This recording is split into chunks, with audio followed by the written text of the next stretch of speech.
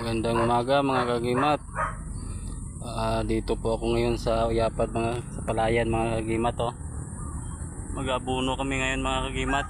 Saka kasi yung palay kasi dito mga kagimat nung bumaha sa Capiz, Ruas Capiz na umaapaw yung yung nag-abuno lang kami, bago lang kami nag-abuno, umaapaw ng tubig galing dun sa sa bukid, sa bundok. Kaya ang ibang palay hindi nakakain ng abono. Kaya bumili kami ng isang sako mga kagimat lahat ng palay na hindi nakakain ng abono, yan ang abunuhan namin. Nagsama ko mga kagimat nag-spray para sa linghot sa damo. Yan mga kagimat, thank you for watching. God bless.